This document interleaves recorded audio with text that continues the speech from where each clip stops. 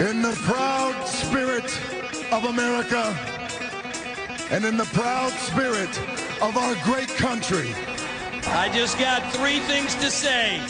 God bless our troops. God bless America. And gentlemen, start your engine!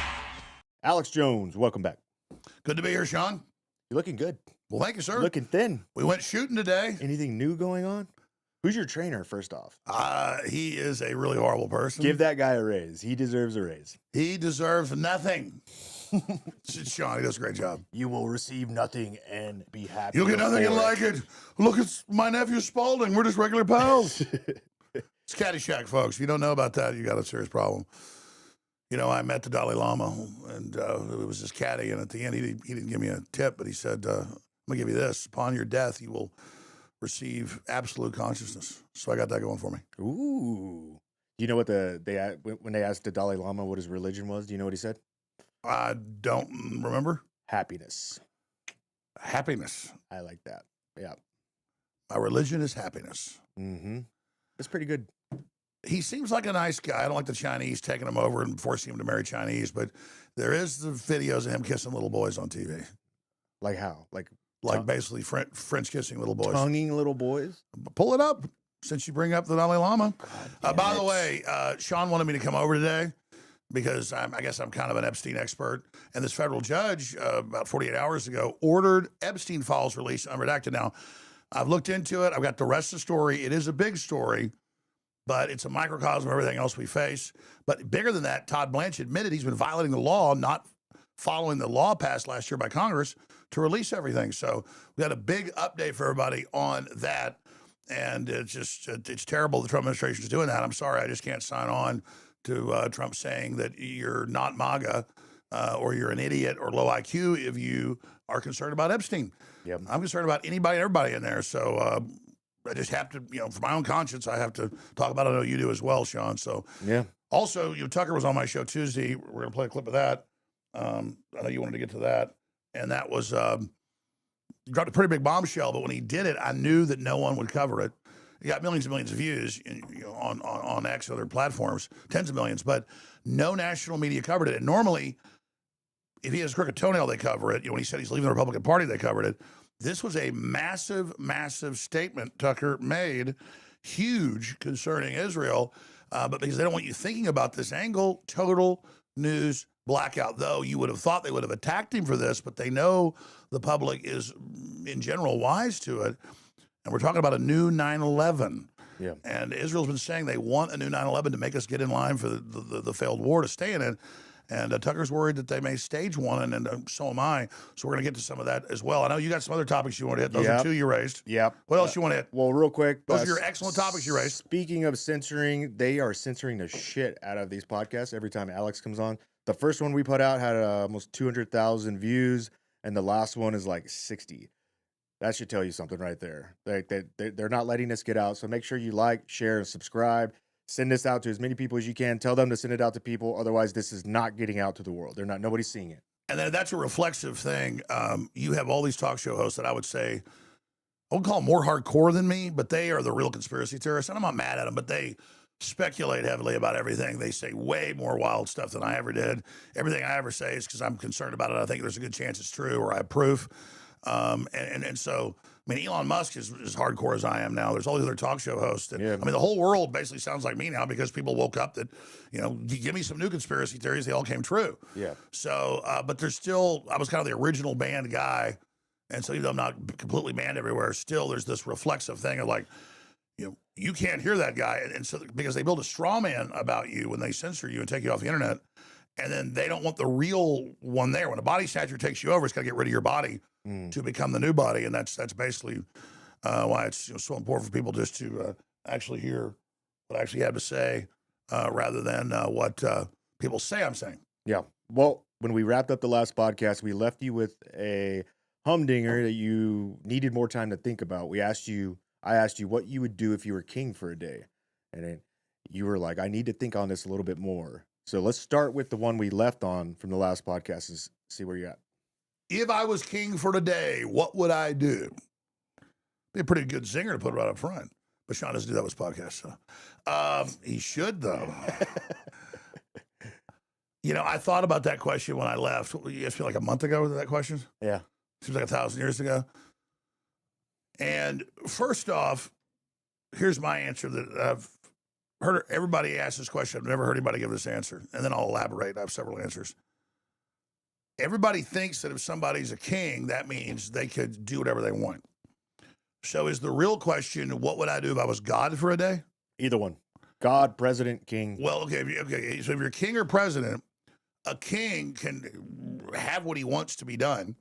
He can say, no more murder in my kingdom. But people are going to keep committing murder. He can say, no more theft in my kingdom, or keep doing it. A king could say, every July 4th is We Love America Day. Or a king could say, I'm raising taxes to this amount. The question is, can you collect them? And for a president in a constitutional republic, it's even more restricted because he has to deal with the legislative, the Congress, and the judicial, the courts.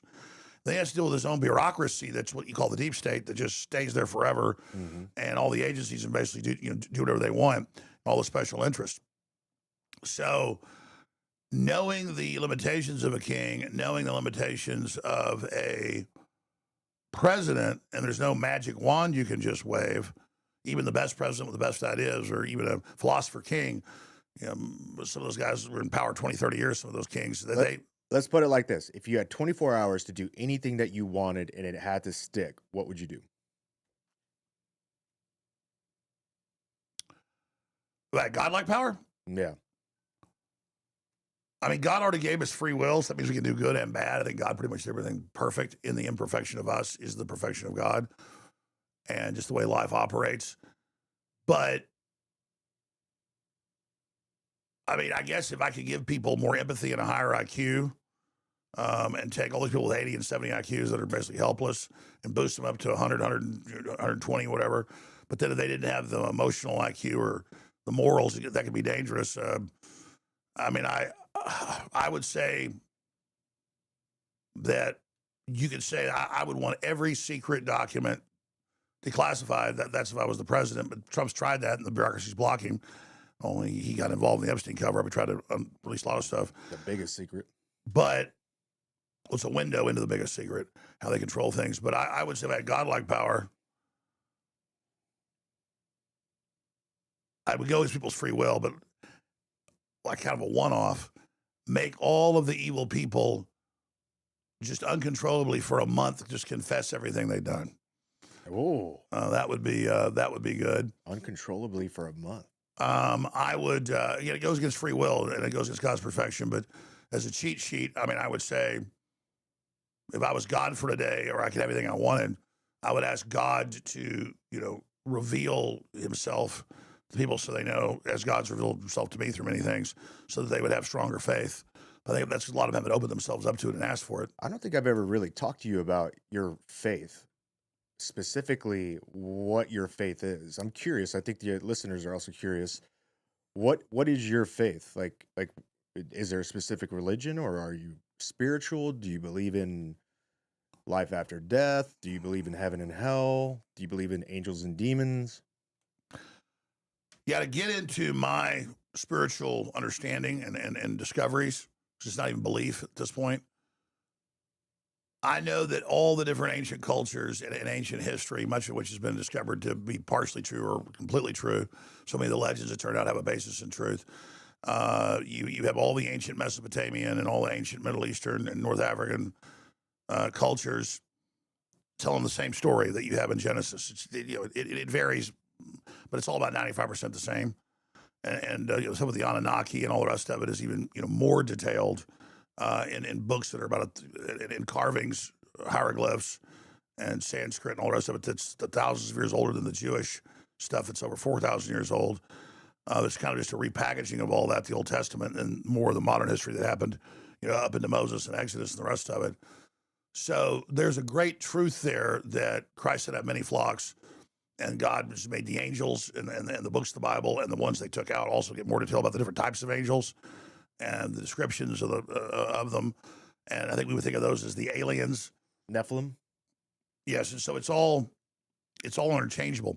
And it says in the time of the Antichrist, it'll be the same as it was in the days of Noah, that there'll be no purity in the genetic bloodlines of humanity, and that in the days of Noah, our genetic systems got spliced and manipulated. And so that's why God destroyed everybody and only left certain groups alive, because they were perfect in their generations. Doesn't mean perfect like Jesus, no sin, perfect in the original human genetic code. And if you look at the Sumerians and all the rest of it, they weren't able till, what was it, 70, 80 years ago. They found something similar to what they found in Egypt for their communications, but similar. Where they were able to decode these millions of stone tablets. They dig them up everywhere, tens of thousands here, hundreds of thousands there. They've got millions, and they don't know what they said. But it's all very, very literal. This much grain, this much harvest, this much rain, this much rain happened, and then it's also a bunch of very matter of fact. These demigods came down that work for this bigger God that lives forever, and they only live 100,000 years, and they genetically, created us to serve them. And you go read all the other ancient cultures, and they're saying the exact same thing. But I don't see that not comporting. We had, this is what you want to get into, because I went and saw too, Spielberg's new Disclosure. We'll give our review of that. But remember, before it came out, I told you what it would be, because it's just like Close Encounters. It's always the same story with them. Psychic power, sex of the aliens. He said this will shake your Christian faith. He didn't say it'll shake Judaism, it'll shake Buddhism, it'll shake Hinduism, it'll shake Islam. He said your Christian faith. Well, that's kind of preachers in the last 200 years that set themselves against science, and science is always changing. You're always learning more. And whatever the science was then, they said wasn't accurate. And so they made up the earth 6,000 years, not in the Bible. They made up, it's not literal, about the Anunnaki coming down and having sex with the daughters of men and creating hybrids and giants. No, it's there, and it's in all the other books of the Bible they pulled out. And it's in all the other ancient texts. Like a dozen cultures say the exact same thing. And the ancient Greeks, who they've dug up Troy where they didn't believe it was, where Plato said it was, and he wrote books describing out in the Atlantic Ocean this big island that had this beam of energy and automaton like robots and flying machines and a global system, and then it blew up. The energy source blew up. They kind of ripped that off for Krypton and Superman. And so there's all this stuff that continues to be proven as real. Just a few years ago, they dug up in the middle of the Middle East, way far away from Israel. Back then, they didn't think they could actually purify aluminum back then, but they actually found this altar and this carved in Hebrew aluminum that they'd said in the Bible that one of the people after Moses, you did a sacrifice and burned it and then cursed their enemies, and then they finally found the aluminum and found it carved in there. And they're like, how the hell do they do this? So my point is, they just keep finding it all. And so none of the elites really are even atheists anymore. They all believe in transpermia, or aliens put us here. Ridley Scott told the New York Times after his movie Prometheus came out like 10 years ago or 14 years ago, whatever it was, that no, this is what we believe. This is our own creation myth, Adam and Eve. So, and those is giants, the aliens are humanoids in that. And then we're just kind of a spinoff they're coming to exterminate. And that goes back to the Anunnaki and all the rest of it. And so as a baseline, we have that. Then I've read a lot of what the ancients said and then looked at the modern science, the mathematics, and what it shows. There are at least in this universe 12 dimensions.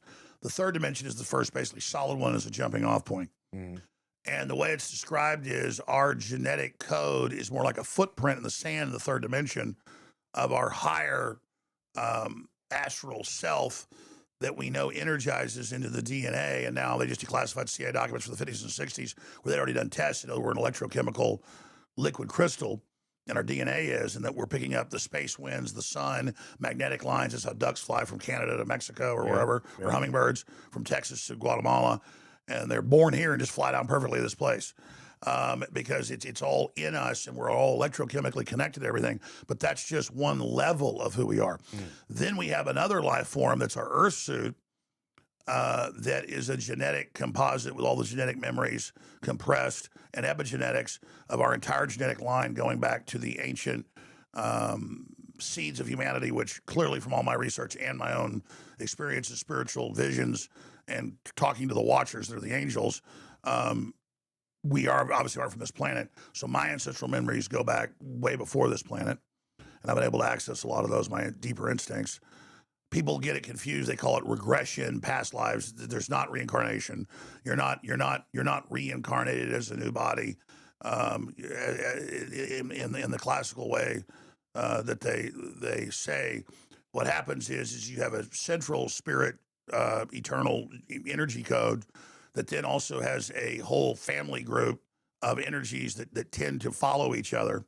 But then there's also free will in the higher dimensions and choices to be made, basically as a vacation from the eternal nature of things to then be able to travel around the multiverse anywhere you want into trillions of different realities and systems and experience different true third dimensional simulation war games.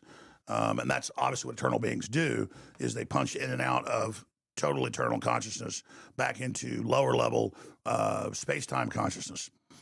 And so that's only one other layer to how that system works. But our bodies themselves are a composite Earth suit on this terra firma system.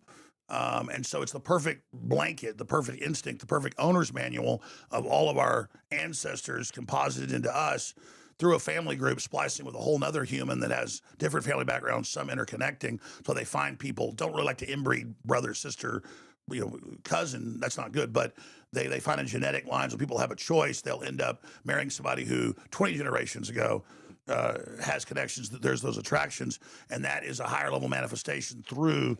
So this body, as long as Earth is destroyed or your humanoid line is not destroyed, your Earth suit itself is another third dimensional creature that interfaces with the higher dimensions, but it itself is not of the higher dimensions. And so it's more of a symbiotic relationship from a higher dimensional entity plugging into a third dimensional family group colony creature that itself is at another level of the third dimension, involved in a type of time travel. So let's say you go back 1 trillion years to an earlier ancestral line, that mother and that father both splice their genetics when the child's alive through nurture, not just nature, then encode it with and direct it into the instinctive memories for the time they're in, like firing an arrow from a bow, but once you release it, it's gone. The decision's been made. That information then goes forward, and each man, each woman, each child, each woman or man it meets has children, is like an electrical line. It's all 100% interconnected, 100% as much as you and I are here today, or your daughters are to you, 100% energetically, a total connection. Well, that's just like a cable. It goes all the way back in time with a perfect connection of genetic time travel. So it seems like our lives are slow, but they also speed up. It seems like we're not here forever. We have this thought of being here forever. We should be here forever, but then we're not going to be forever. That's so that we appreciate the moment. And then you have to also understand that entire genetic line before you and all of that actually is one eternal moment that is experiencing the past, present, and future together. And that's a lot of psychic powers are actually powerful, like radar or sonar of powerful possible future events that are in the time loop coming back to you. And so that's how people have a sense of destiny, or a woman meets a man and just says, I've always known this person, I'm supposed to be with them. It's completely overwhelming. That's because it was going to happen. There was genetic background that made the connection there. And then in the time, space-time continuum nexus point made a knot that made the probability much higher. So there was a larger radar background bouncing back to the woman or man, knowing that this is meant to be. Whoa. It's destiny. Everybody got that? Everybody? It would take about 100 hours to actually get into my spiritual understanding. What do you think happens when you die? What do you think happens to your consciousness? Well, they did this hundreds of years ago. People thought it was quackery, but now they've had major scientific studies. They've had major universities. It's been done thousands of times. It's one of the most studied things there is. And they set up monitors on the person's rear end to make sure nothing's coming out. It's not even gas.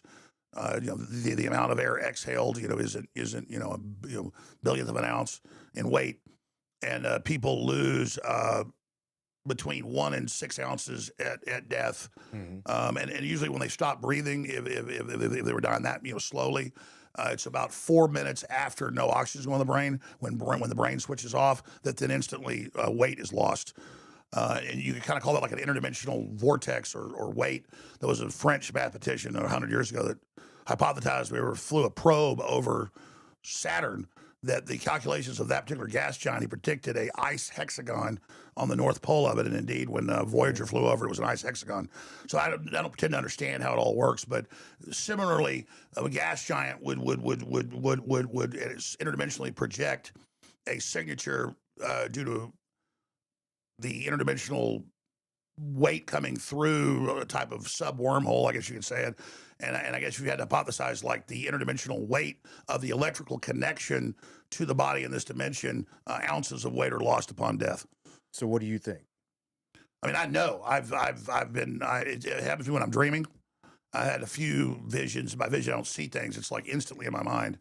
Like sometimes hundreds of years in a second, thousands of years. I can have these dreams, which I haven't had many of these particular one, maybe 7 or 8 that I remember perfectly. And you're gone for like 1,000 years. And you see archives of the past, archives of the present, particular possible futures. You can see endless civilizations that rose and fell because they decided to cut themselves off from God to build their own silicon or artificial dimensions. People always think that's the original thing to do, or entities, life forms, free, cognizant, free will creatures generally go that direction and try to break away from God's plan and rebel and then build a system that is their own prison. And that was mainly the main mission, but of course you can do that. And you don't have to stay at the highest 12th dimension if you don't want to, but it's a feeling of total completion, not ecstasy, not satisfaction, not pride, not power. Like, well, there's no time. This is just totally wonderful. This is absolutely incredible. And obviously you can go see all the good things that are going on, or you can then go investigate and see different civilizations, different things, different times, different dimensions. What do you think is waiting for the evil people in this world when they died? When you've done things to innocent people and when you've dumbed people down to control them, that's why Christ said it's better for you to tie a big millstone around your neck and throw it in the ocean. Those are the big millstones a donkey would pull, around a grain, Right. like a 3,000 pound, 2,000, 5,000 pound, they vary. Some are 20,000 pounds. Next 20 donkeys or whatever, or horses. And be ready to tie it around your neck and throw it in the ocean to hurt one of my little ones. It doesn't just mean children. It means mentally retarded people, low IQ people. Just because we're smarter than a lot of them doesn't mean we then trip them and set them up and use them. So what happens is that's an energy footprint resonance.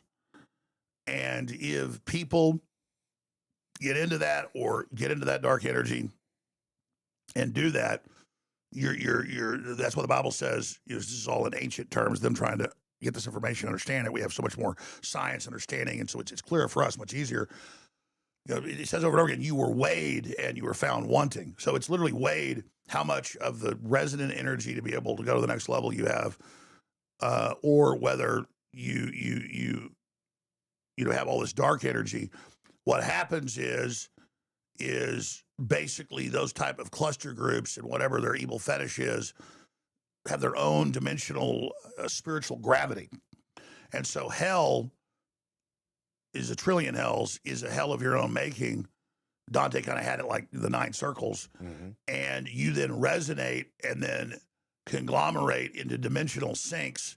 Generally below the 3rd dimension is where chaos likes to dwell. And so it's entropy and it's just failure, and just imagine being imprisoned with your evil self, no one good to feed on, and then you're basically in there with every horrible, demonic, sick thing there is, and you can still have free will and choose to go hide in the dark, but then you're in the dark by yourself, and so then the only way that you're able to get any solace is coming up through the 2nd dimension. That's a simple way of describing it. Interdimensionally is unconscious beings that haven't completely fallen to it at the 3rd dimension. You can try to snare them and pull them in and try to drag them in with you. And they really tell you this in the 2nd poltergeist, and you learn who the guy with the hat out in the desert in Arizona is, or New Mexico, wherever the movie's based. It's not just they're buried on Indian burial mound. That's not what it is. They thought that when they first moved into the house. There's a cave down under there where this cult leader, who's a Satanist, he lures hundreds of these Christians out to the desert into a cave, starves them all to death because he knows he's getting ready to die. He knows he's a Satanist, but he doesn't want to resonate into hell himself. He wants to have a bunch of pure little 3, 4, 5-year-old children starve to death with him, bound to him so that he has light. And he's trying to create in an alchemy his own artificial little heaven with these little angel-like beings who are innocent with him. And that's a metaphor for how that all operates. Jesus. That's how it is. That's actually what it is. And so I've been able to see it. And I don't say that, but that's why the system doesn't like me. It's not even the stuff I've done so far. It's that I've shied away from really getting into all this, but yeah. I didn't ever talk about it because I was afraid to be ridiculed. I've talked about it quite a bit. It just seems, and I've also talked to the angels, the watchers, and I've done it some, but I have to like really listen to it when it happens. Because usually I wake up in the middle of the night with something and, told something and it happens the next day, or I'm told turn your phone, it'll be exactly this time that happens, I'll listen to us. But I was like, okay, right around the last election, I was like, tell me what to say on there. So I started doing the stuff and it started coming out a week later in the news. Like they're going to say surface air missiles from Iran. They've been smuggled in. They're going to shoot down Trump Force One. He needs anti-missile defense. He needs to be followed military aircraft. They have anti-missile defense systems. And a week later, they announced all that. You say, oh, they just copied what you said. No, I was told that. But it's direct. Like I'm sitting there and I'm live in the studio on election night. It's like 9:30 at night. And it wasn't clear Trump was going to win. It looked like he might lose. And I said, all of a sudden I felt this feeling. It's like this warmth behind me, like a presence. And I can tell whether it's the Holy Spirit directly from God or like the watcher, an angel. It's like, tell people that Trump will announce he wins at 127. Instead of getting quiet because I'm talking on air and really trying to get the full thing, I go 127. And Owen's in the other studio. We're talking back and forth. And I go, Owen, I should have just said, hey, God just told me to say this. It's like, say this right now. And I said, Owen, when do you think if Trump wins? I think he'll win. He's going to win. When will he announce? He goes, I think like 11:35 or something. But he needs to hurry up and do it. And this is on tape. This is out there. And I said, no, he'll announce at 127. I didn't say Central or Eastern, but that was Central. 227 Eastern, 127 Central. We're eating pizza. It's up late. We're waiting. He hasn't said when he's going to announce. We don't know. All of a sudden, the engineer runs in, Wes Perkins, and he goes, look. And the atomic clocks are all in there. And it says 127 had just rolled out, and Trump was walking on the stage. And everybody's clapping, everything. And about 10 seconds before it ends, he goes, yes, we won. Thank you. Yeah, we won the election. Right as the clock rolls over into 128. Ooh. And the crew was all going, because I told him, I said, hey, God just told me to say that. Watch, it's going to be that. Now, you could say I said that and Trump saw it, did that. No, that's not what it is. And it happens all the time. And you were like, bitch, I told y'all. But that's what King David talked about. He would go, hang out in a cave for 2 weeks. Or Jesus, would go out in the desert and not eat for, however many days, over a month. And of course, that's, incarnation of God here in the flesh, but still limited in the flesh. I'm not saying I'm anywhere near that. The point is, if I went and, stayed in a cabin for a month and just sat and focused and prayed, I would be I think I need to do that. I'm so busy covering the temporal current stuff that I really think more and more that I need. But the problem is with the crew I love, and I got to bring in money to fight the legal stuff, and it's important work we're doing. I have to stay in that rat race constantly on the treadmill, not going to the quiet place, the Most High. That David said he'd spend sometimes weeks in a room by himself to go to the quiet place, the Most High, so that he could interface with God, because it's very subtle. It's very because you're getting so much information, you got to really focus on what you're receiving, because our brains and things are so pathetic compared to receiving this information. But I get like, hey, wake up. I mean, that right before they shot Trump in Butler, about a month before, this usually happens like 10 times a year or something. 4 times in 1 week, 2 a.m., 3 a.m., whatever. Get up. I'm like, I don't have to pee. What is get up? And you don't really hear the voice, but it's like in you, get up. And I get up and I turn my phone off because it buzzes and does all that stuff. They're also active even when they're off, but I usually put it in the drawer, leave it in the bathroom, and it's like, get up. It's going to be this time. And it'll be like 119 or 227 or whatever. And it's every time I turn it on, it means I get up in the minute before. It's not even that time. I'm told it'll be this time we turn it on. Boot the phone up. It's that. And you know, since I don't have any clocks in my bedroom, and I don't even really watch TV. It's in a cupboard, closed. I never watch TV really. And in 1 week, 4 times. And the 4th time, it was 4 a.m. exactly. It's like, get up, go to the bathroom, turn the phone on now, hurry up. And then when you when it turns on, it's all instant. You will count down slowly, like 1 Mississippi from 14 down. And so it boots up, and I go 14, 13, 12, and right at 0. Now go in the kitchen and make coffee and sit there for 2 hours and listen to me. Whew. And it's the surface air missile stuff, a blonde-haired reporter. What would you show me exactly? She wasn't bad, but just tell them it's a blonde-haired reporter. They're going to, she'll have like a black purse or bag. They're going to sew plastic explosives in the bag on Trump Force One. It's a proud plane. It's going to blow out the bulkhead. Go say that on air. He shouldn't do outdoor rallies. He should stop him right now. He's going to get shot. And I went on air and said, I told the story of the phone, and God told me these 3 stories. And you think those are the watchers? You don't think it could possibly be some sort of directed energy communication with you? Like yeah, I mean, I know that they've got brain to skull stuff and all that kind of stuff, but I mean, unless I got something implanted in my head, because I mean, I'll be on the hike and bike trail and get like a download. Mm-hmm. I'm in a restaurant, and this has been happening since I was a little kid, and it's been happening to people for thousands of years. You know, people talk about it. So all the stuff they're trying to put in us in the nanotech, they're trying to imitate that. Mm. And they certainly have things that are similar to that. But, I mean, they have Havana syndrome and radiation, microwaves, and they've got brain to skull. I mean, they even had this like 20 years ago when Japan rolled it out. They had patents 50 years ago where you'd be walking into a grocery store, and it was a Pepsi machine, and it was only in a certain area. They'd aimed it right where the carts were, and it would hit just a certain area, you know, hitting you with these waves, and you would hear audibly, "Drink Pepsi, it's delicious." Shut the fuck. Yeah, you can look it up. Wow. So that's old technology. But I mean, it's not like drink Pepsi. They did this in the 50s. You know, they had film then, and they would just put a few frames of a desert with a Coke dripping, and, you know, drink Coke. Mm. It's hot, drink Coke. Or, man, hot popcorn, you know, buttery popcorn would still be good. And it basically increased sales like 50-something% just with subliminals. So there's all sorts of stuff like that. That's definitely going on. But you don't think that's what's going on with you? You think this is coming from a divine realm?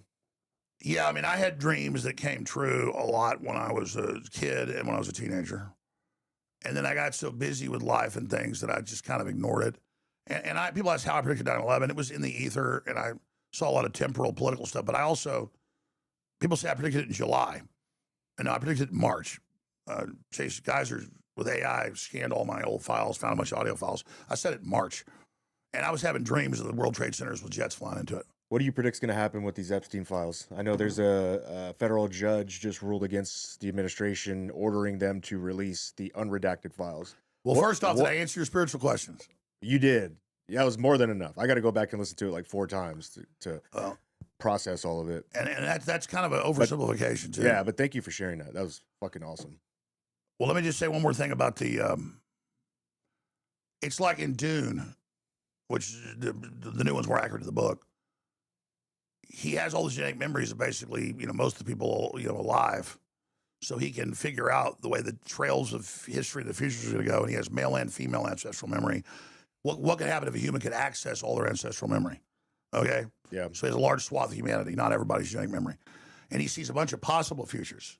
And there's only one where he kills tens of billions of people over the next 1,000 years, but saves humanity. All of humanity will be destroyed if he doesn't do this. And that's kind of an Isaac Asimov repeat of the Foundation series, which Frank Herbert admitted he wanted to augment and update. That's kind of the elitist thing of we've got to do these horrible things or the future will be destroyed. But that's really just their excuse. But it's important to understand that temporal understanding with a bunch of data and psychic power to predict the future, that's only predicting possible outcomes and probable outcomes. When you get something from God, either delivered by a watcher going, or the Holy Spirit, where it's like, oh, and then you understand it all. It's still so much, then you've got to decipher it. So I just want to be clear about that. Yeah. Does the thought of going against God and being a good person, does that terrify you? Like God's wrath? To be God-fearing, people think like you're afraid of God. What you're afraid is being cut off from God. You're afraid of not being in the orbit of God. The more you have courage and stand up and are good and focus on what's right and aren't a coward and do good, the closer you get to God and the more resonance of the energy you get, and the more God can then, when you're doing bad things and going against God's program, you have free will, you can, you don't receive the transmission fully. It'd be like solar panels, you put some paint on, they're not really getting much of the light. Okay. So it like tarnishes. They have people do evil things in cults to get them away from God so they can become slaves. Yep. So that's like in cheesy movie, but great writing in Revenge of the Sith, when Anakin Skywalker's eyes haven't turned yellow yet. He's not really a Sith yet. And he says, all right, you got to go to the Jedi Temple and kill hundreds of kids as a sacrifice. And only once you do that will you be strong enough in the dark side to save your wife. It's always for some greater good. Right. And so he didn't think, oh, this guy's lying to me. Obviously, he's not going to save my wife. And so he goes and kills a bunch of kids, and then his eyes are yellow. Yep. He turns to the dark side. So that they're telling you how this all works over and over again. But back to the Epstein thing. I look at a story like this that is not a nothing burger, but the surface, and then I use it as a way to get people to think about what this is a distraction from. So to answer that question, you want to pull the article up? You want to read it, or you want me to read it? Yeah, I got it right here. A judge on Thursday ordered the Justice Department to either release unredacted versions of several files on the late sex offender Jeffrey Epstein or explain why it can't do so, following a lawsuit accusing Acting Attorney General Todd Blanche of improperly redacting documents. U.S. District Judge Emmett Sullivan gave the government until Thursday, July 2nd to comply. The documents in question include 8 emails with either the sender or recipient blacked out, a draft indictment of Epstein with the names of potential co-conspirators obscured in a 2019 email that mentions several co-conspirators whose names were redacted. Sullivan also ordered the Justice Department to either release the interview notes behind several blah, blah, blah, blah. So basically the government's requiring them to unredact the majority of the files. Well, but then you actually read deeper the ruling. That's how the media spends it. It's 8 emails. 8 emails. That's it. 8. Yeah. Okay. And the media spends it like they're releasing all the files. So what's happened is they released 3.2 million files, over 3 million emails, and hundreds of thousands of photos, and tens of thousands of videos. And then now they say double that, another 3.2 million was not released. So the media's like, oh, judge orders all the files released. That's the headlines. And then you actually read the ruling. It says there's 8, but they are important. It's people saying, okay, that's an incredible torture video. Please send me more. And they don't want to unredact it. Or, oh, the sex slave is at the Hyatt waiting for you. So there's 8 of those, 2 Epstein. And these are clearly co-conspirators, talking about illegal stuff. Remember, it's in there about cannibalism, rape, murder, genetic engineering, all that stuff going on, cloning for body parts. That they like to clone themselves at embryonic level, and then they sanguinate it, suck all the juices out, bone marrow, and inject it into themselves. We've done past shows on that. Look at Peter Nygaard did that too. Just, you don't know, look it up. Look at Peter Nygaard, real life vampire. His own kids, he'd have women get pregnant. Those weren't clones. He'd have women get pregnant with his kids, and then he'd suck their juices out. He'd have abort them in 8 months. Is that the one where they're sitting around a dinner table with the trying to buy the black ladies' babies? Yeah. That's a very disturbing video. Yeah, you go deeper, he would pay women to get them pregnant. Yeah. Usually artificial insemination. And then they would have an abortion. He would keep stables of women just for their menstrual blood. Yeah. And they were Central African. Everybody knows black in black hair, black skin, and genetics is dominant. Right. White and blue eyes and stuff is recessive. It's a mutation. Well, in that video too, you can see they're basically having a bidding war with these models, and they're throwing out numbers. They're like, what is it like? Start at $20,000 an egg, and then the other guy's like 20. I'll do 30. And so they're having a bidding war, and there's like 5 black models sitting around. And they had grossed out. He goes, "Oh, you're too old. I don't want you." Yeah, exactly. Yeah, so he went to prison for all that. He had these labs in the Caribbean again on islands, but Epstein even had bigger ones. So like the ultimate thing, not stem cells, folks, not your own blood or not from embryonic fluid. Women sell that, or most women just say, "Oh, I'm banking it," and they steal it. It's you either have a clone of yourself made, and then kill it before it comes to term. You pay a woman to bring it as a surrogate. And then you freeze it and bank a bunch of it, and you take it when you need it. And you can see pictures of Nygaard before he did it. He looks all old, and then all of a sudden he's absorbed several of his children, and he looks like, he's out there looking like he's 25 years old, Olympian. And that's because vampires, real life vampires don't drink the blood. They have it injected in their veins of their own children. Because when it's your own genetics, then it's like when you get a family member to give you an organ. It doesn't reject. So imagine people go pay $20,000 for a shot of some woman's, umbilical cord stuff, and it works. Imagine your whole child. But imagine the evil of that. It's your child. Yeah. I mean, imagine, you give it the value of like a potato you're going to bake in the oven or so. When I see a story like this, it's like, oh, what about the 3.2 million files that have been released? What about the millions of files that were blacked out they did release? And why did Trump say, oh, yeah, we're going to release the files? And then why did Trump come out and say, you're not MAGA if you believe this exists? I like a lot of what Trump did. Most of what we've seen with Epstein was Democrats involved. But Wes Lexner is a huge Republican. He was Epstein's Mossad handler, an MI6 and CIA handler.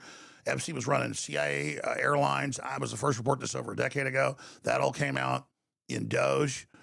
And so Trump is working with the CIA and MI6 and Mossad to cover up for them. That's why he told MTG, this will embarrass my friends. Howard Lutnick, his chief financial advisor, lived next door for decades to Epstein in their huge penthouse, in their huge townhouses. I think 7-story townhouses. I think his was 7, and Lutnick's was next door 5.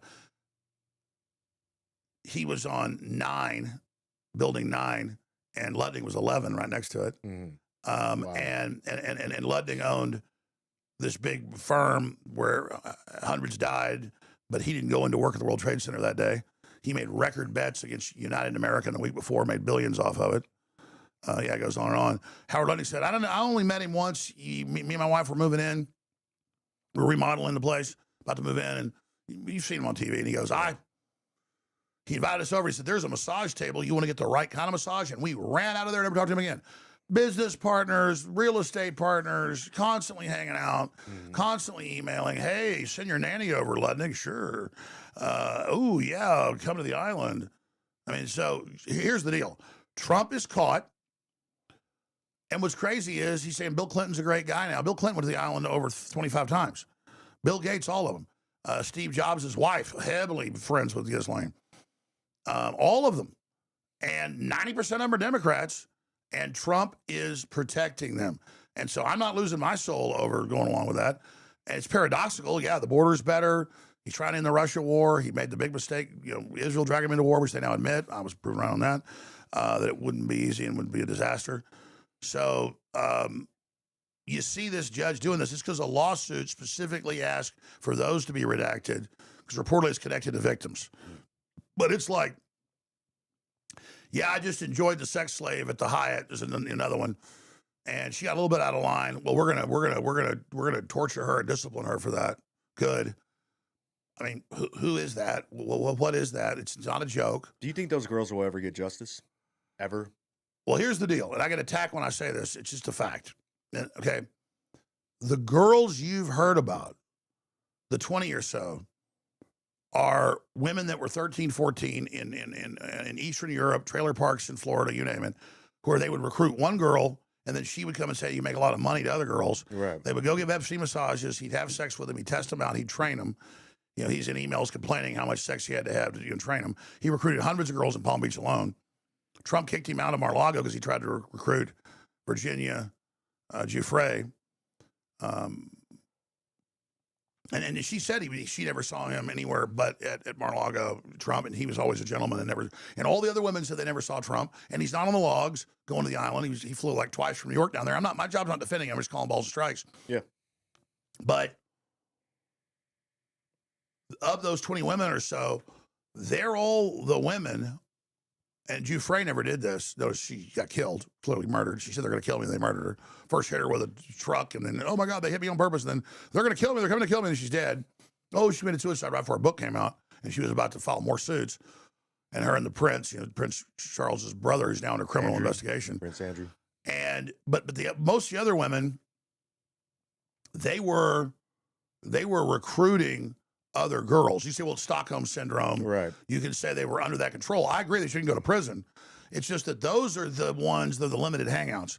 I've even had, when new emails came out this year, I've had some of the victims on who are confirmed victims in the emails, but it's them sending nice things to Jeffrey. It's them talking about, other girls they know. And then those women got really embarrassed. Some of them were on the show, and they were like, yes, I was under pressure. He could kill me. I told you I was a real victim. People would say they weren't real victims, right. and then they release them, and it's like them working with them when they're like, this is what's going on. Yeah, I mean, that's why everybody knows. Like, you see a van. I remember when I was a kid, if you see a van, they say they got a puppy, and there's a little kid saying, "Come see my puppy." And come in the back of a van. They use kids to grab you. You're supposed to sit your kids down and explain. That's just what they do. They had the Finders case in the 80s. The CIA got busted in Florida. They pull over this van. There's like 5 or 6 little kids, ages 3, 4, 5, 6, 7, 8, 9, 10. And dirty mattresses, all these fluids back there. And they question them, and they say, yeah, we're sex slaves. They arrest these guys driving it, wearing suits.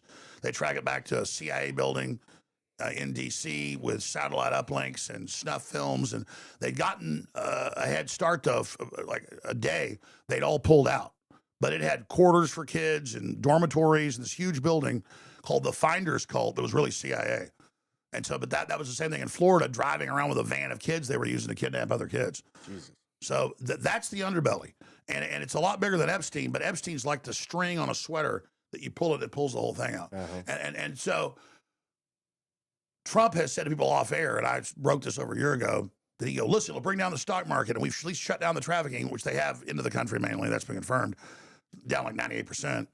But this will bring everything down. It'll kill the stock market. Well, then Bondi, remember before she left 5 or 6 months ago, she told Congress, well, this will hurt the stock market.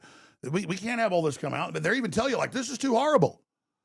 But that's what criminals do. These Satanists, these pedophiles, they get crimes committed so big, they get elements of the government to cover it up. And even though most of the government's not screwing kids, they've now been compromised. That's called a corruption. Yeah. Corruption isn't just you're corrupt. You corrupt other people. Right. Now you've got control. Well, from looking the other way for so long, they are corrupt for letting it happen and knowing it was happening. Everybody in D.C. knew this shit was happening. Guilty by accessory. Yeah. I mean, after the fact. I think it's a shame. I feel sorry for those girls and their families, and maybe some of them did have a part in helping recruit other girls. You know what I mean? But all these girls came from low-income families, low-income neighborhoods, and to them, getting $500 a day, that could change their life. That could change their family's Absolutely. life. And then they say I can pay $1,000 for every girl you bring me. Yeah. $3,000. Yeah, that's life-changing money for them. In fact, they were saying, like, if they brought a really hot girl, $10,000. Yeah. They brought a hot girl and she got on board because she can recruit more. And that's pennies to the people that were using them. Epstein, this is on record, he had his own, not just airline for drugs and money and trafficking, but they had it for rich guys. And you can pull the old ads up. They're like 10 years old. Even after he got busted, he still had it out of Connecticut and out of New Jersey. And these are beautiful women. They look like they're about 16, 17, 18. But by then they were 18, and they're in stewardess outfits. That way they can legally fly around. Mm-hmm. And they're like, I'm here to serve you. Fly on this airline. It didn't say Epstein's name. And those girls, you find out, he went and bought them. They were 9, 10, 11 in Eastern Europe. He bought them, brought them over here, trained them, and then and those aren't the women that, quote, were victims. There was a subgroup that had broken away from him but had worked for him that went public. Most of the women that they didn't kill or get rid of or organ harvest, that's what they did to a lot of them, they would, and create the beef jerky, the cannibalism, they would put in positions. And then they would put them in positions as executives. They get hired by the CIA, by the NSA, by Mossad.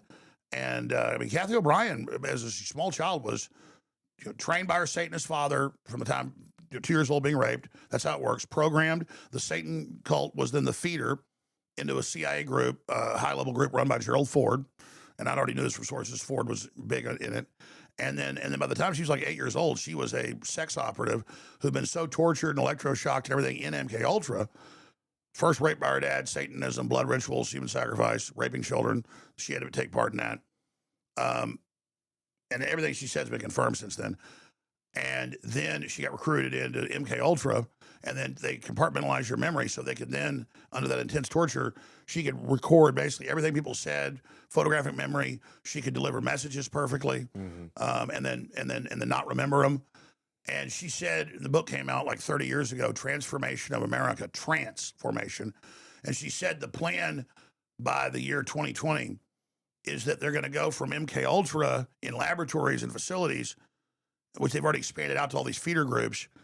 They're going to go to where it's through the culture, the media, the system, and through electromagnetic manipulation was the plan, to where it's externalized, and then they just normalize it all everywhere. Then everyone basically goes under mind control, or much larger populations do. And a lot of people just go crazy, like the Kingsmen, because of the stimuli they're putting out. Right. And then that brings down society. Which is what looks like is going on right now. Let me tell you something.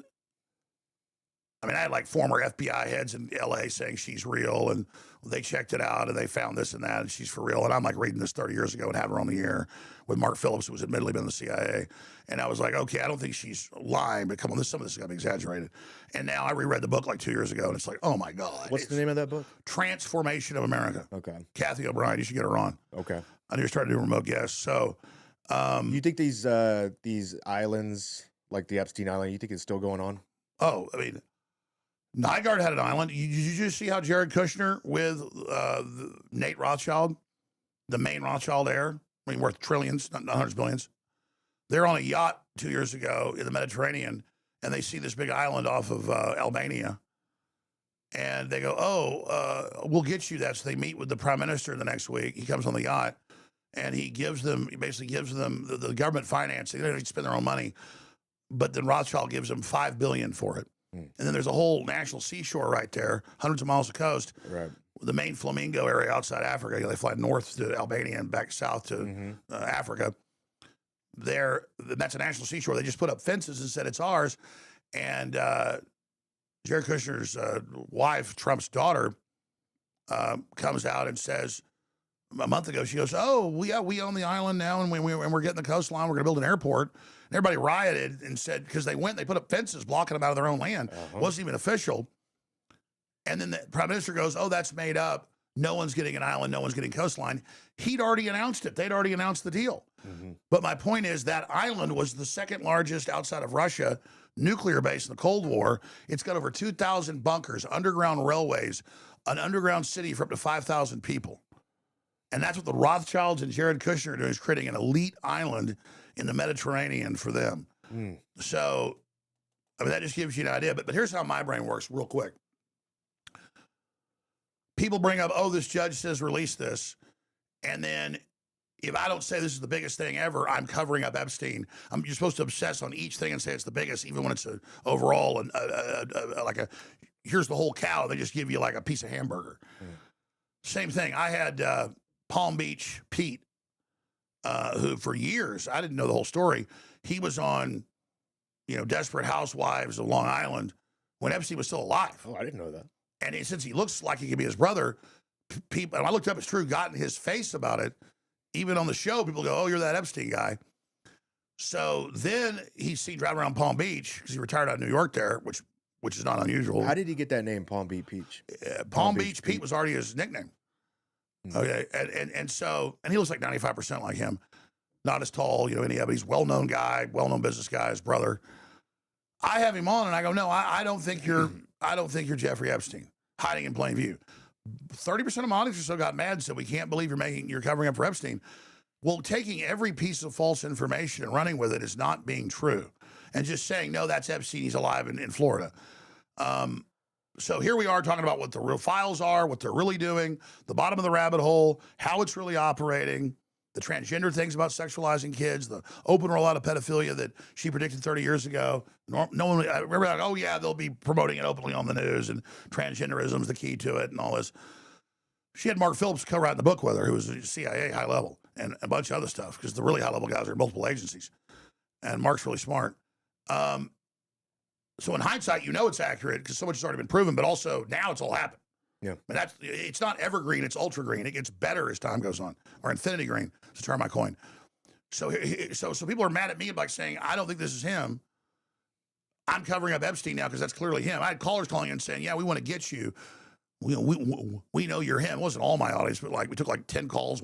2 people really thought it was him and were mad at me. And I legitimately have a really good eye. He even put a picture up on screen of him and his brother in the 70s, his twin brother. And he said, "Which one's me?" And I could even tell the difference. I said, "You're the guy in the gray suit." And he goes, "Yeah, how'd you know?" And I said, "I could just see in the eyes, and even though you're identical twins, I could just see It's you. But I'm always good at faces. A certain percentage of the public, about 30% aren't very good at it. That's not cover for Epstein. That's just saying my opinion, my view. You want to think it's him? Go ahead. In the compendium, I'm the first guy to ever expose Epstein. I've been on this for 30 plus years with all the experts that are dead now, like Ted Gunderson, the FBI and others, and countless others. And so, and I have Kathy O'Brien all the time. She concurs with my analysis, her analysis, my analysis. We're not telling each other what to say. We're just simpatico because we researched this and she's a victim of it. Another example is my phone blows up every day with friends, family, neighbors. Oh my God, these flock cameras, Alex, you've got to cover the flock cameras. Millions of them are up around the country. What is that? Flock? They're license plate reading cameras, and they can also be hooked into facial recognition. Oh, okay. And they catch them in playgrounds. And I'm like, absolutely, flock cameras are a big deal. But do you know that for decades, even private cameras and the last 6-7 years, these Ring cameras are way more of those are up in your house, in your yard, in your business. They get audio too. They made it popular. They're on all the time, whether you like it or not. Yeah. Okay. Do you understand that there's 20 times those and it does the exact same thing with AI? Shut up, you're covering up for flock. And I'm like, no, if you have a flock is accelerating, but flock is this much surveillance, grid. Ring is up here. Your cell phones are 50,000 feet in the air, literally on a graph. I mean, there's billions of people with cell phones. That's why you can say, hey, Siri, if it's not turned off. And it'll say yes, because it's always on. 15 years ago, they had Alexa, Amazon, put in everybody's house.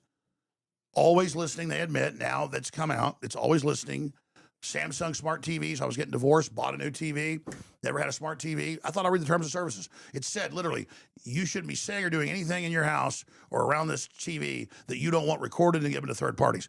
Came out this year that it's freaking out Meta employees with the Meta glasses because AI flags all this stuff. Couples having sex, corporate meetings. It's all being sent back for humans to look at. So my point is that, no, I'm not taking away from flock. I'm saying flock is just a new thing that's being put on the roads everywhere, but you already have all these other systems dialed into it as well. So I'm not saying don't worry about flock. You're like, oh my God, there's an 8-foot hammerhead in the bay. And I'm in a helicopter going, and there's a 20-foot great white shark right behind you. Hammerheads hardly ever attack humans. There's a great white shark. They do sometimes, but I got bad news. There's a 12-foot mako. Most shark attacks are makos, or makos or tigers, actually. So I'm like, you got tigers, you got makos. And they're like, I've got a 4-foot black tip. It bit my toe. And you ever seen in Florida, they're like scared of sharks? And like, look, there's hundreds of them out there. Those videos. I'm like, look, there's all those sharks too. And it's like, no, there's this shark. You're covering up for the shark. And it's the same thing with Palantir. Peter Thiel's heavily involved in Republican politics, involved in all sorts of stuff. Palantir's doing creepy stuff. Never denied that. I'm not on the payroll of Peter Thiel. I'm explaining to people, Microsoft, Google, and Amazon and Oracle are 95% of the AI surveillance, the grids. Oracle owns the telecom machines, the cables it's on. They grab it all at the source, everything that goes through it, the flock cameras, the Ring cameras, everything. So I've talked to a lot of top engineers. No one knows exactly, but they debate it. It goes to hardware, it's Oracle. When it goes to overall computing space, the most stuff being spied on, it's Google. But it's getting a close run for its money by Amazon with all the stuff it's got. It's Alexas and it's Rings and then all the stuff you're purchasing and what you're doing. And it's dialed into apps listening to you on your computer and phone. But it goes basically Oracle, Google, Microsoft, Amazon, and that's like 95% of the West spy grid, including Europe. And then you got the Chinese with all their giant spy grid, but our AI spy grid, they've got how big U.S. spy grid, how big AI computing is. The U.S. is like most of the world. China's this. All the rest of the world's like this. The entire world surveillance, scanning, all this is right here. China's like right here. Wow. Okay, so we're winning the race of who can spy the most and get the most data, and it's not for the Chinese, it's for us. And then you look out of the U.S. Western deal, and you look at the graph, and right down here is the slice of Palantir. But in the last 5 years, they ran thousands and thousands of articles about Palantir spy on you, Palantir's Big Brother. And so people are learning about Big Brother, saying, well, cover this. My God, we're being listened to. They're tracking us. They've got AI. The Israelis are using it, and a bunch of other AI too. And I'm like, yes, absolutely. I'm glad you care about the control grid now. Will you please worry about Larry Ellison, who said AI is going to control you, surveil everybody will be under its control, it'll make the world behave itself. I mean, and we're going to genetically control you and make you take, cancer cures, mRNA, basically. I mean, Larry, I mean, you talk about powerful. Larry Ellison's bought up most of Hollywood, CBS, CNN. I mean, and on all those channels, it's Palantir, because they're little tech. They got Trump's ear, and they came in to try to get their systems in that use metadata and all of this general public data to then profile people. But all the other groups are doing it too. So what I'm saying is Palantir is like a 6-foot black tip, might bite your foot. You're being taught by the big megalodon 80-foot, shark. Doesn't exist now, but as an analogy, more like 5,000 feet long. Everyone's being taught like baby ducks that imprint on something. It's this. It's so they don't get contracts. It's so everyone sees them as, oh, there is a big brother. It's called Peter Thiel. Even though and Alex Karp makes comments like, my main threat is Christian nationalists want to throw me off a building. No, they don't. That's more ADL lies. Alex Karp, all of that. I'm not defending them. Okay. My point is that I told people 20 years ago in the Telecommunications Act, all cell phones listen to you in live time and track your location with GPS triangulation via the cell towers. It was in the Telecommunications Act of 96. So 30 years ago. And they updated it in 1999. And it was already in all the new cars 15 years ago. They made it law in 2022 that by this year, all new cars have a camera in the dash that's hidden, multiple microphones. It watches your eyes.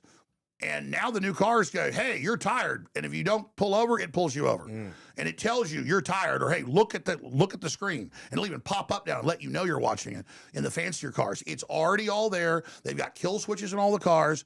They're tracking everything you do, every bit of music you watch, every video you watch, every GPS, everywhere you go. It's the phone. The phone is the total grid that everybody basically has.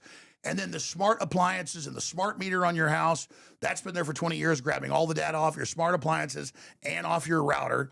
So it goes phones, smart meters, public and private cameras wired into these grids, the actual AT&T and Larry Ellison, Oracle, the hubs, that's where they get it all, because it doesn't matter if it's encoded, it's still got to go through there. There is no encryption. That's all lies. It's just people, oh, I'm on Signal, I'm safe. They tell the government, be on Signal. That's because they were particularly just want to spy on one hub. The only type of codes there are is just classic ciphers and your own codes you make up, like George Washington did. And code words you have that no one would figure out. The only old tech works against this. It's like Battlestar Galactica, the new remake 15 years ago, when the aliens show up. All the ships are on AIs. They take it over and defeat them in 5 minutes. But this one ship that's a museum piece isn't, so they can't get it. So low tech is the only way to go around all this. Did you get an invitation to Peter Thiel's party? He has all sorts of parties. Secret society party that the emails got leaked. Oh, you're talking about like 3 weeks ago? He's having some meeting in Ireland about just one of those conferences. I didn't get an invite. What is with Ireland? It seems like a lot of these elites are buying up property in Ireland right now. It is Southern Ireland, which is 90% of it, is its own thing, and so it's autonomous pretty much from the UK. So it signed a deal a decade ago or whatever to merge with the EU. That's unelected tyranny. So it's on the fast track, and yeah, it's very cheap. They're buying it all up. Never been to Ireland, been to England and Scotland. I really want to go. Great people. And so, but I mean, I know, I've read in the news, Thiel has meetings in Argentina. I know that's a place he's talked about having a base, and all sorts of meetings. I know he goes to Bilderberg, which I exposed and put on the map. I mean, he's a big mover and shaker. He goes to all those things, but the real meetings are when you see famously Obama with all the tech heads toasting each other, like 20 of them, or Trump and his AI Council of 9. Those are the guys that have been given liability protection by his executive orders over all of their computer companies and all other AI, where you can't sue them, and the Congress can't do anything, and they operate above the law. And that I mean, that's hiding in plain view. But what goes on in those meetings? Right. So yeah, I mean, who knows what Peter Thiel's doing in his meetings? What he's up to? I just we all know about Peter Thiel. Why do we know about Peter Thiel? We don't know about what King Charles is doing in his meetings. Yes. Why don't we know? Why don't we care about what Obama's doing? Why don't we care about the Clinton Foundation? Why don't we care about the WEF anymore? Because, it took me decades of people to care about the World Economic Forum, who 3 years ago became co-equal with the UN. It's a global corporate government. I mean, people swap designs so people would stop caring about it. What about Bill Gates? What about how he's bought off almost all the vaccine regulators in the world and controls the UN World Health Organization? Hey, what do you think about all those ticks these farmers are finding in their fields? Have you? Bill Gates funds all that, and he funds genetic engineering and releasing them. Yeah, and mosquitoes, and now Google's releasing 62 million mosquitoes next month. I saw that. In see, if Peter Thiel was releasing 62 million genetically engineered mosquitoes in Florida, Louisiana, Mississippi, Texas, and California, with a bacteria in it that attacks fertility in mosquitoes and in humans, and then it gives you this souped up, weaponized version of it, so you lose your fertility, that violates the Nuremberg Code against unauthorized consent, and it's punishable by death. So Bill Gates, all over Latin America and here, and all of a sudden diseases explode, alpha-gal syndrome explodes, Zika, all this other stuff explodes that they're supposedly releasing them for. And they can say it's for Zika or it's for this, but they can Trojan horse whatever they want into that bacteria.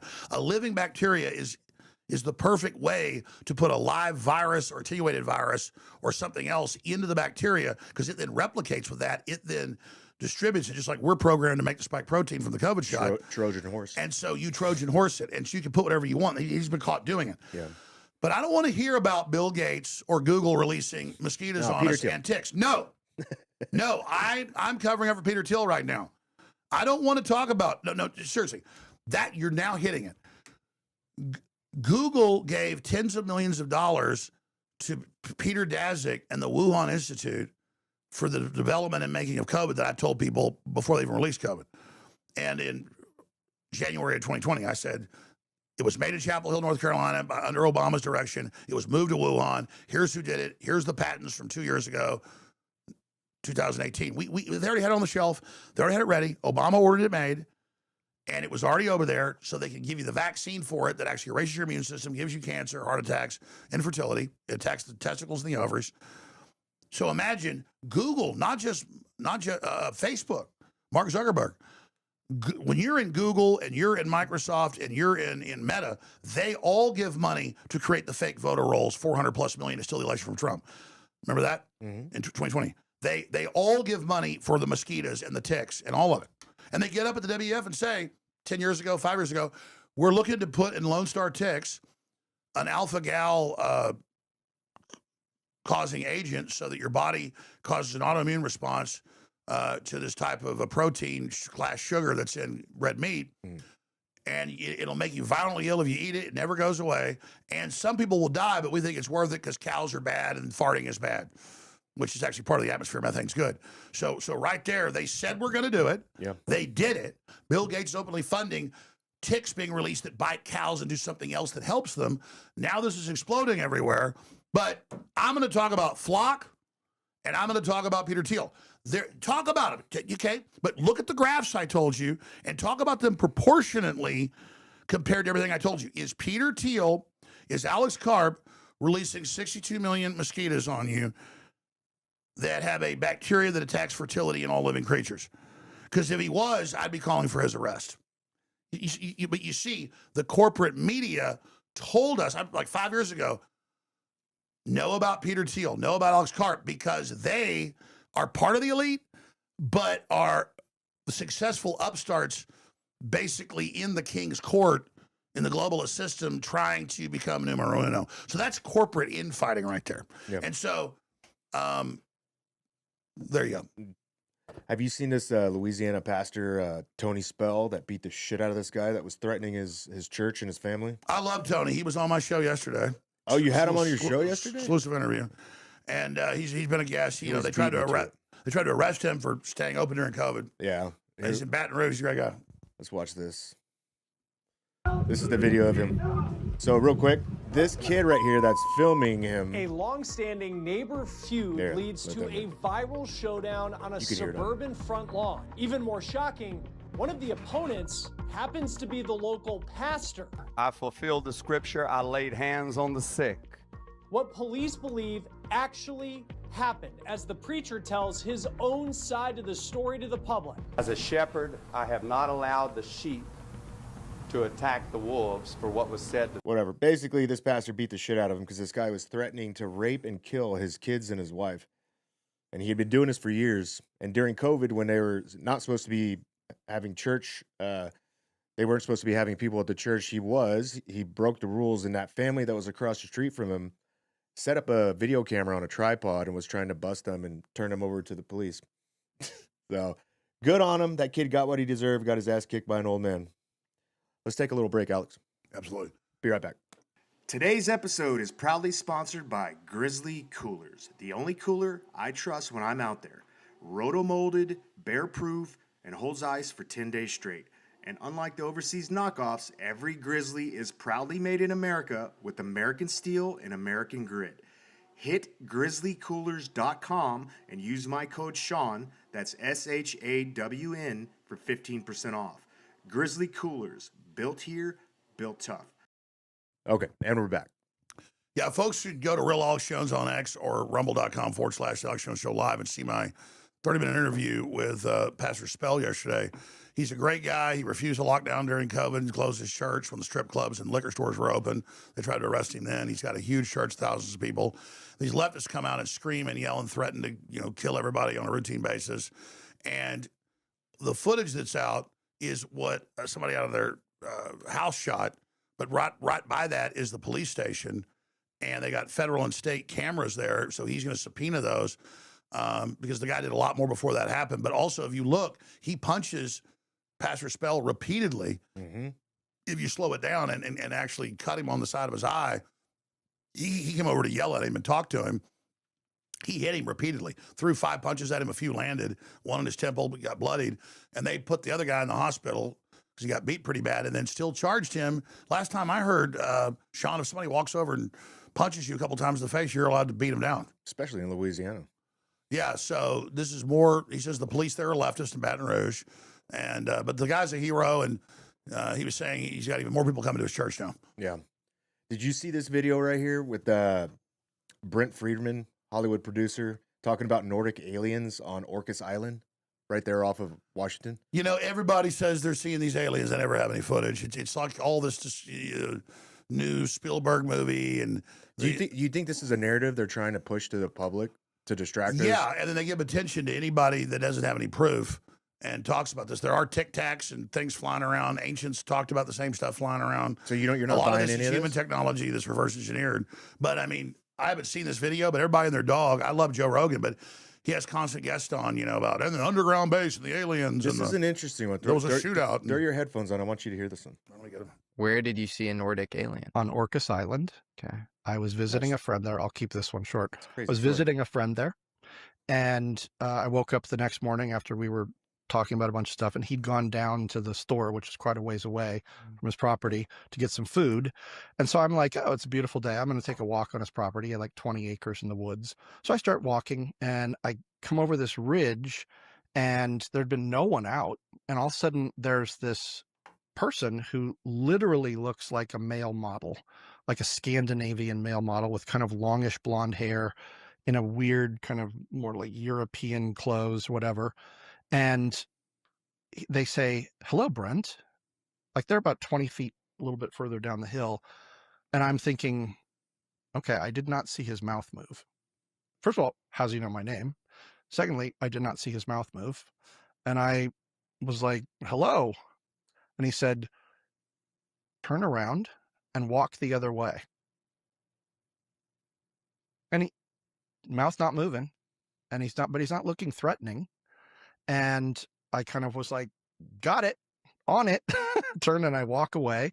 And now I'm getting a little bit freaked out. I get a ways down and I look back and he's not there anymore. Was he tall, blonde? Yes. No, he was further down the hill. So I didn't have a chance to like look him in the eye, and like I'm 6'4", so I didn't have a chance to look at him and say, oh, this guy's 7'2" or whatever. But he was well put together, like a specimen, like an absolute specimen. So my friend comes back and I say, okay, I just had a really weird experience. He goes, oh, with one of those tall white people.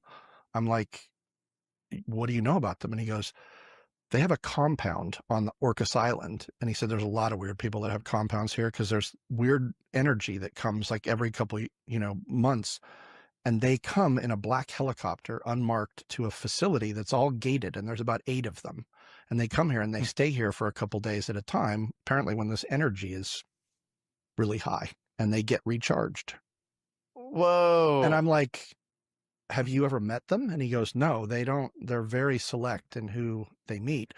He goes, there's a story about a number of years ago. One of them came down into one of the pubs, right, and just walked through the door one day and said, I want to have a drink. And everyone's like, who are you? And he's like, I live up the way. And they're like, okay, cool. And he's like, so what's it like to live here? And they're like, on Orcas? And he goes, no, on Earth.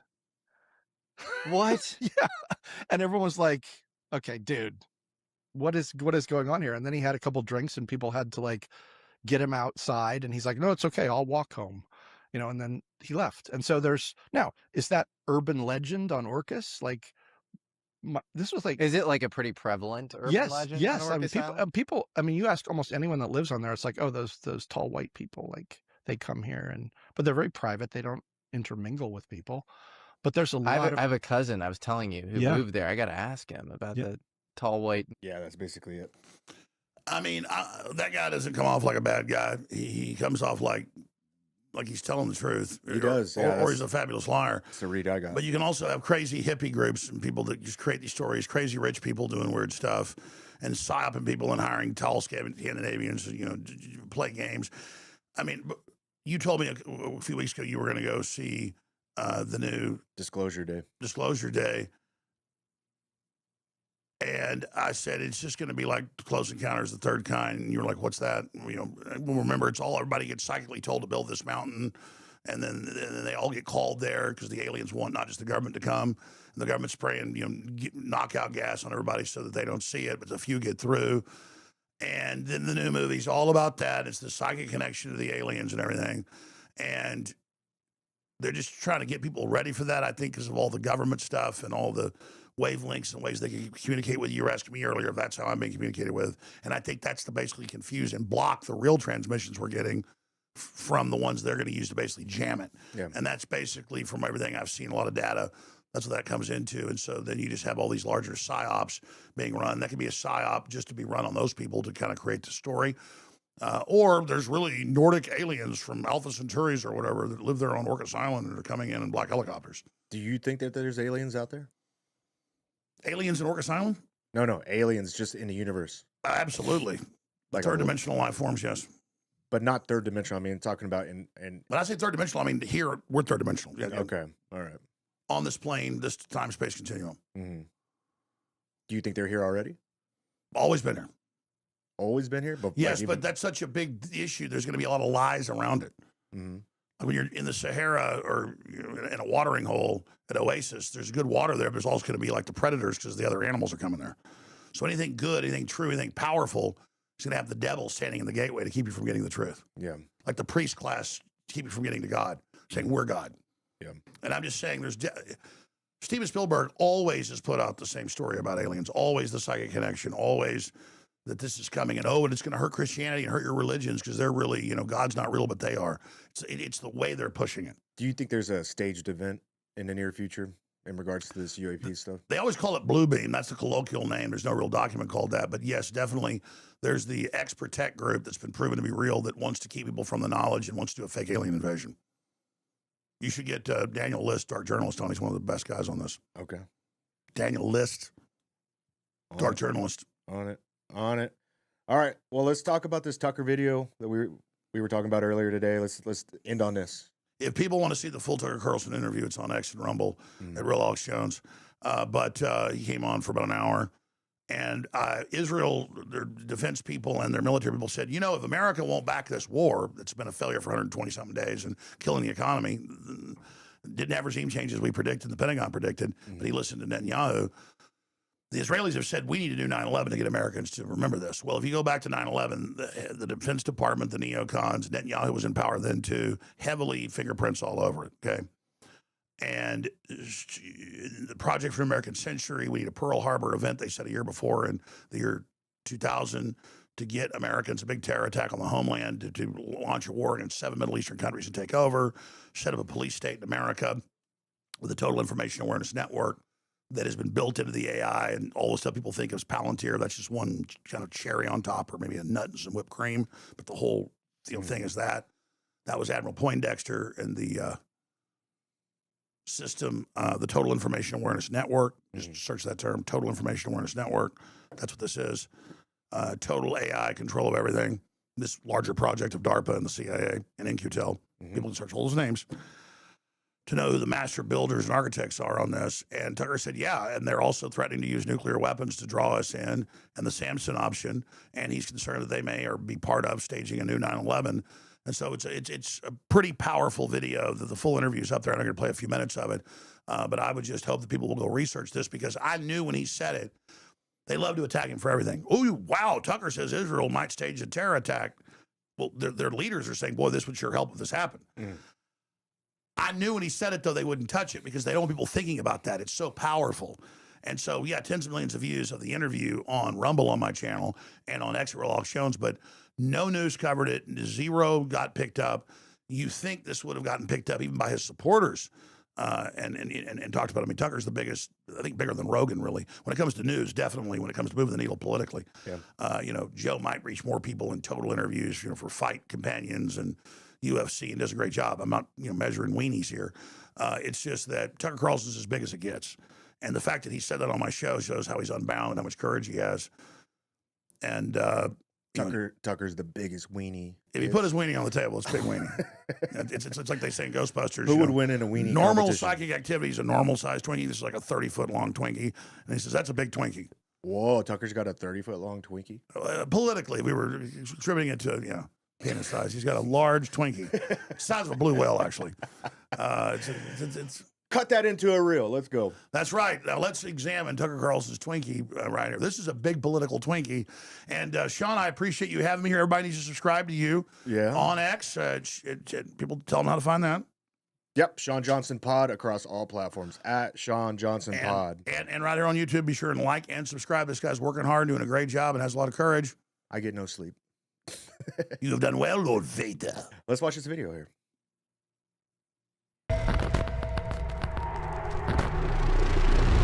I think we're in a really dangerous place right now, because Israel is, for the first time maybe in my lifetime, legitimately threatened. And I say this as an opponent of the Israeli government, obviously a fairly well-known opponent of the Israeli government, but I don't want to see innocents die anywhere, including Israel, period. I believe in universal standards. It's always wrong to kill innocent people, including in Israel. So I'm not wishing their destruction, but I think they are in a very tough spot. And the problem for Israel is they've been talking for 50 years, my whole conscious life, about how they're on the verge of being destroyed. And that's always been a lie. But now you have an Iran that is a regional power. It's a global power, and it's not going to go away. And so Israel is in a place where domestically the country's gone crazy. They're convincing themselves that, you know, every crisis is an existential crisis. The only way out is to kill more people, et cetera, et cetera, et cetera.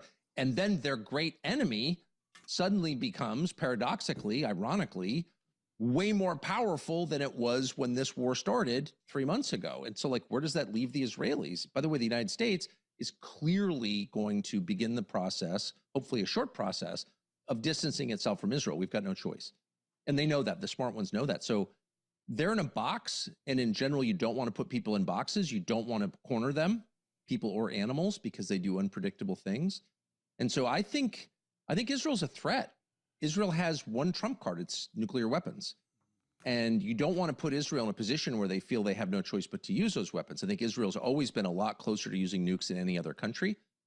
I mean, we know that because they've said that. And I think they're now closer than they've ever been. So I'm not in charge of anything. I'm just a podcaster. But if I were running the U.S. government, I would, immediately distance myself from Israel, stop paying for their genocide, of course, on moral grounds.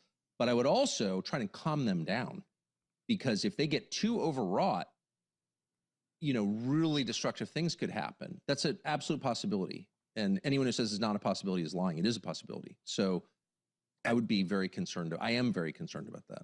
Well, that was my next question, is Israel's whipped itself into a frenzy, at least the Likudniks. I know our good buddy Ben Gvir has been making statements similar to the one Trump made when I said, okay, 25th Amendment Trump, if he really tries this or does this, when he said, tonight, the civilization of Iran ends forever, never to return. The next day, it'll be a smoking or glowing crater, nuclear weapons. He said, tune into Mark Levin. He says what I want to say. Mr. President, do what Harry Truman did. A-bombs, do it, hit them. So we had to come out and say, that's crazy. I did, you did. And we got, called low IQ. Great, who cares? No, we were actually high IQ. We were proven right. Now we hear nuclear talk by Israel. You've got all these horrible people and Israeli spies like Jonathan Pollard saying use nukes, hold us hostage using nukes. What do you now you've got Ben Gvir last week saying we're going to burn all of Lebanon. He said yesterday all of Lebanon is ours. We're taking all of Lebanon. He's more powerful than Netanyahu in many ways. Why are they foaming at the mouth like this? We want Turkey. We want Egypt, Greater Israel. Ben Gvir looks like he's on 10 hits of ecstasy, like he's hallucinating on a power trip. Classic megalomania. And then this thing just moves forward. And we know Israel tends to double down, especially with the Likudniks. Now we have all these intelligence people and military over there saying, we need a new 9/11 to show America to get in line. Iran's about to do a new 9/11. Oh, yeah, we know who was heavily involved in 9/11, clearly. The Likudniks, Israel, along with some of their own elements, bare minimum, stand down, Building 7, the bombs in the buildings. So I'm really concerned that all Israel has left is nuclear blackmail and or a nuclear false flag or something like it to blame Iran. I really think that's on the table. What does Tucker Carlson think? I think you're clearly right. I mean, they're saying it out loud, so we're not guessing. I mean, you just interpret their statements, which need very little interpretation because they're pretty direct statements. And I think they reflect reality. Israel feels that it's out of options other than something extreme. Moreover, this is not the beginning of the story. It's the end of a generations-long story. The buildup has been going for my entire life, and I'm 57, where Israel's solution to all problems outside its borders, and often within its own borders, is force, is killing people. We haven't killed enough people. Stopping there, he goes on more, but so we get into the nukes first, but then a new 9/11, and he agreed with that. They could stage an attack here. That's a pretty big deal, and you think that would get picked up? Tucker's kind of looks like George Bush. I never thought that. You ever look at his mouth? Like cover his face, his nose, and his eyes? He kind of looks like Bob's big boy. It's that 30-foot Twinkie energy. You know, it's a big Twinkie. That's a quote from Ghostbusters. Well, Shawn, I appreciate you having me. It was great. When's I guess you're going to put out some footage from you teaching me how to shoot today. Yeah, we'll get that footage out. Alex did great on the range. Nobody got shot. So and you had a blonde Valkyrie out there. Really shooting better than us. Yeah, she was pretty good out there. We need her on the show. Yeah, we're going to get her. The ratings would go up. Yeah.